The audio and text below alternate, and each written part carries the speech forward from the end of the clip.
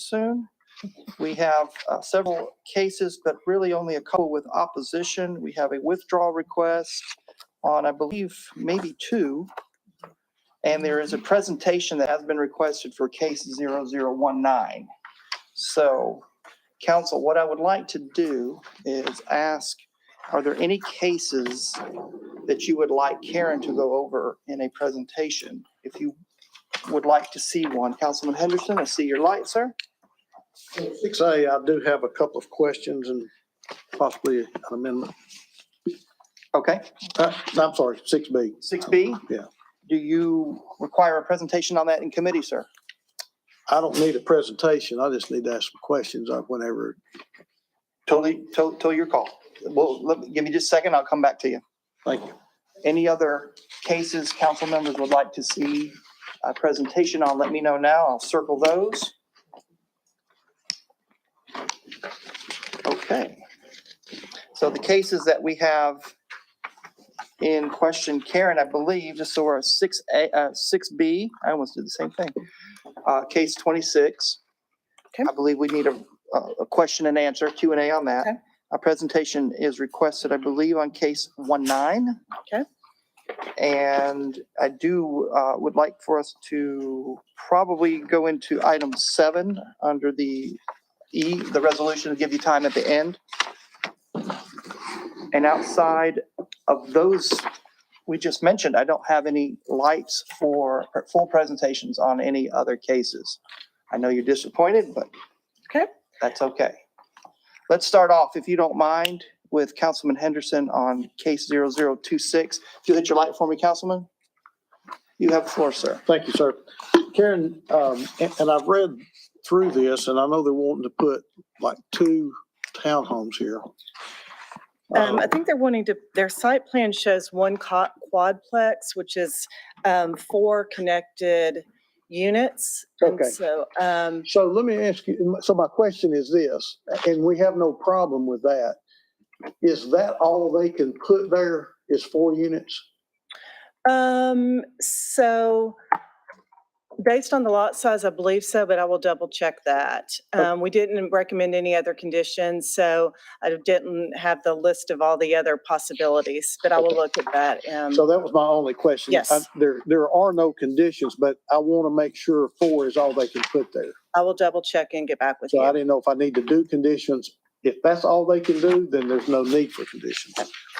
We'll look at all the configurations and I'll send an email. Thank you.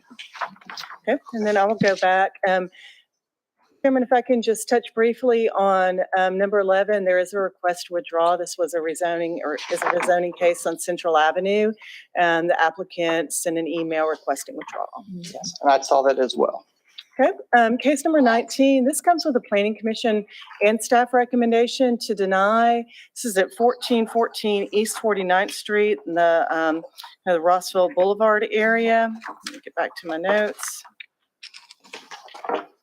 The applicant would like to construct a duplex. The property is shown in yellow. All the light yellow is the R1 single family zone. There is an R2 zone next door. Council approved the R2 rezoning in 2022, and that was to bring an existing duplex into compliance. Surrounding land uses consist of single family residences and that existing duplex abutting the site to the west. This is just a picture of the site to kind of give you an idea. The staff report notes the lot does not meet the minimum 7,500 square foot lot size needed for a duplex on a lot of record. A special permit from the Board of Zoning Appeals would be required prior to the release of building permits for a duplex on the site if the rezoning is approved. And I just did some quick math, and it looks like the lot size is 5,200 square feet. So there would be a special permit would be needed to bring that 7,500 square foot down to 5,200 to build a duplex. If the rezoning moves forward. The site's located in the Rossville Boulevard plan and recommends low-density residential. That is defined as majority single-family dwellings with some exceptions. The site is located in Boulevard Park, where the plan notes that retention of single-family residences is a priority between East 47th and East 50th Streets, but acknowledges there could be some potential for planned unit developments in the area. The neighboring duplex was rezoned in 2022, was an existing non-conforming use. The staff report noted that an attached or detached accessory dwelling unit could be constructed on the site along with a single-family dwelling to enable those 2 units on one lot. There was opposition present at Planning Commission. One gentleman stated that he had sought rezoning, I believe on this site or in the area, and that he had been recommended or had been denied. It was just reminding Planning Commission of that. And a neighboring resident spoke of her concerns about parking for the duplex, parking location, and how currently with the parking configuration on the street, sometimes it's difficult to access her garbage can or for the city to access her garbage can. So just some concern about the amount of parking related to that use. She did not say she had concerns about development in the area, but just particularly about that site and the ability to access the garbage and with the cars in the area. So Planning Commission found that the request is not compatible with the Rossville Boulevard Plan, adjacent land uses, and comes with a recommendation to deny. Any questions? No, thank you so much. I have a real quick question on that, if I may. I know I'm stepping over into BOZA territory. Hardships are usually the determining factor for a variance of this request. Is there any hardship that has been noted by the applicant? So this, I think, and this is digging deep in my memory, but this is for a special permit for a 2-family dwelling on a lot of record that doesn't have enough lot size. So this would not be for a variance. I think it's specific to that special permit, which we've had enough of these over the years that was created for that. So it is a tool that enables that, but it would be that reduction in lot size would be needed. Okay, thank It you. would be under that instead of a variance, it would be under the special permit. Special permit, okay. All right, thank you. Narrowness and shallowness of the lot would be a basis for granting a special exception. Would that be a planning commission? That would be, could be at the Board of Zoning Appeals, and That that's would be the at kind of the that Board of state Zoning law Appeals. caption of things that can be allowed by the Board of Zoning Appeals. I think staff was pointing towards the special permit, Okay. but that would also. Right body, correct. different Thank you. umbrella. Yes. Underneath, okay, understood. Thank you. Karen, if I can, are those the only 2 that you have? If I Noted. can, I think I've got the, let me see which one comes up. If it's the Goodwin Road PUD is next prior to the plan of Yeah, you services. read If my you're mind. okay with Thank that you. one, next. Thank you. Okay, so there are 2 cases on the 14th, agenda for the 14th for the Goodwin Road site. This had action somewhat recently. There is a zoning case to rezone a small portion of the site, and this is for the planned unit development that was approved in 2022. So this is a request, just to orient you, this is a request to amend the PUD from that case. This request includes an addition of about 6.5 acres. It's intended to revise the internal layout of roads, the addition of townhomes, and the addition of an R4 zoned area to the PUD and an increase in density. So the original PUD plan was presented and approved. So they moved forward with the project, or this applicant's moved forward with the project. There's a request for some changes.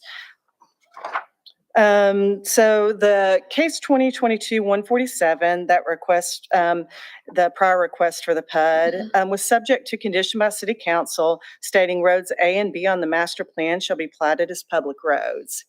So staff recommending move forward. There's some PUD changes. You'll see the proposed PUD, the existing PUD and the proposed PUD.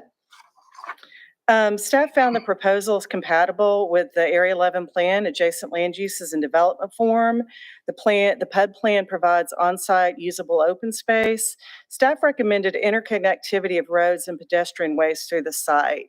And that condition is related to guidance from the Area 11 plan that new street connections should be made as development occurs to alleviate some traffic congestion in the area. And during the 11 plan, traffic congestion was one of the concerns from the public.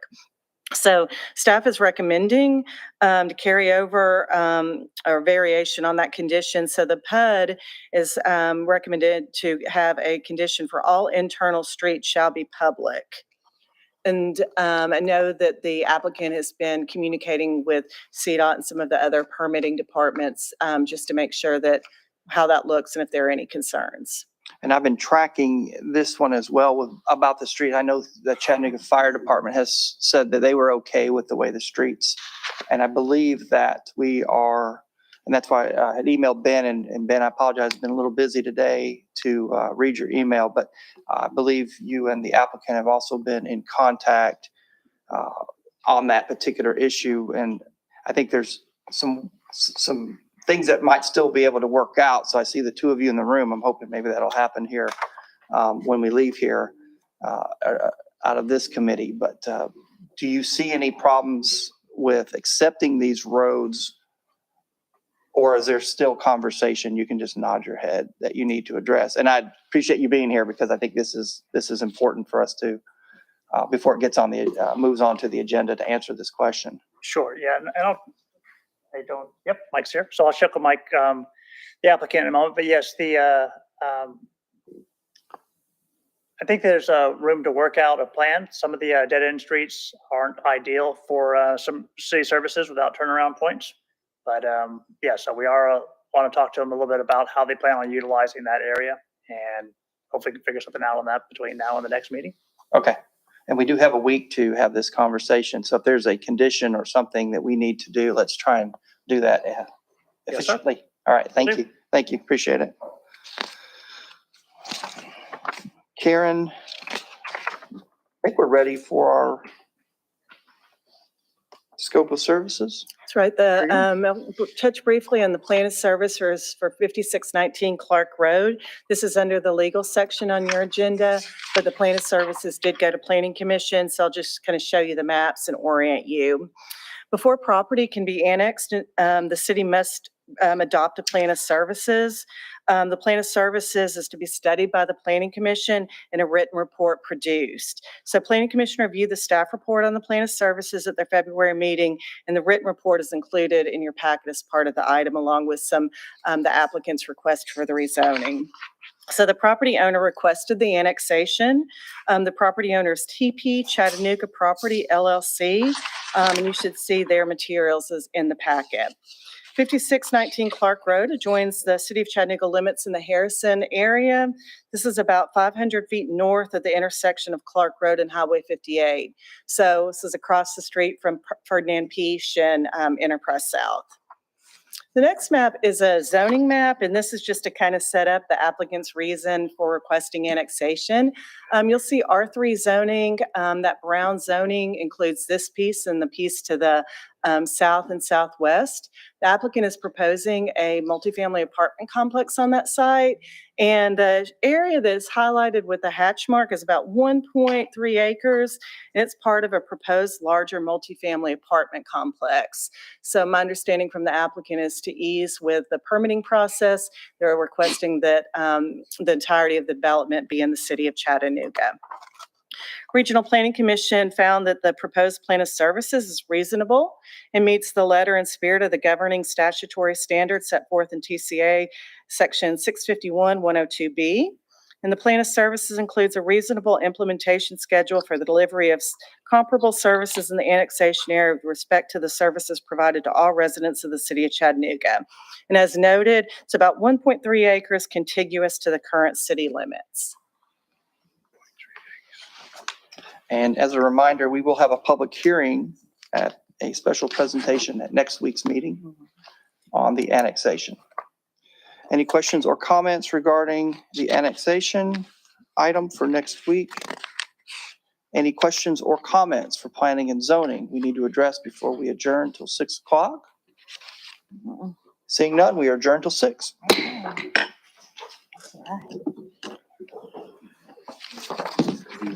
Issue in the past that we